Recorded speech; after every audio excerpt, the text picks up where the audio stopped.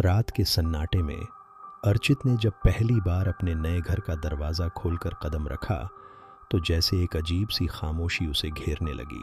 Building के कोने में स्थित दरवाज़ा नंबर 13, जहाँ की दीवारों पर जाले लटक रहे थे और पेंट का रंग उखड़ चुका था, औसत मानव को डराने के लिए पर्याप्त प्रतीत होता था। उस घड़ी में अर्चित ने सोचा, क्या कोई सचमुच यहाँ रहता है?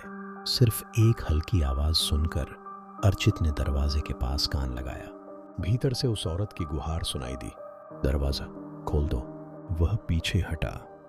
दिल की धड़कन तेज हो गई और जिज्ञासा से पूछा, कौन है? लेकिन उसके सवाल का कोई जवाब नहीं मिला, सिर्फ एक गहरी फुसफुसाहट, बहुत ठंड लग रही है। डर के मारे अर्चित ने अपने कमरे में वापस आकर दरवाज़ा बंद कर लिया, लेकिन नींद की परछाइयाँ उससे दूर थीं। तब रात के 2-3 बजे अचानक दरवाजे पर चलने की आवाज़ आई। धीरे धीरे भारी कदम उसके कमरे के पास आकर रुक गए। खुरखुर की आवाज़ उसके दिल को जोर से धड़काने लगी। फिर वही आवाज़ आई, दरवाज़ा खोल दो। अर्चित का दिल डर के मारे गले तक आ गया। आरंभिक उलझन के बाद सुबह होते ही उसने बिल्डिंग के वॉचमैन से मदद मांगी। जब अर्चित ने पूछा कि दरवाज़ा नंबर 13 में कौन रहता है, वॉचमैन का जवाब था, वहाँ कोई नहीं रहता, 5 साल से। अर्चित के होश उड़ गए।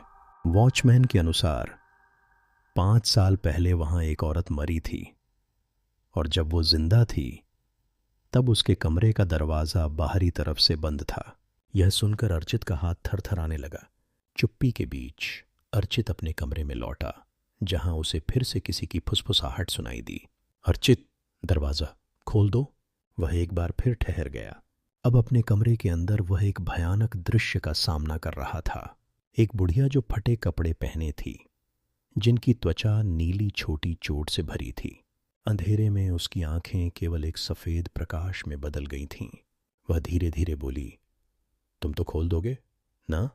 बदहवासी में अर्चित ने अपनी आंखें बंद कर लीं। अचानक चीख सुनी और लाइट फटने की आवाज़ एक खाली दरवाजे से बाहर निकल गई। उस पल मानो हर चीज़ थम गई। क्या अर्चित दरवाज़ा खोलेगा या फिर वह उस रहस्य को जिंदगी भर अपने सीने में छिपा रखेगा?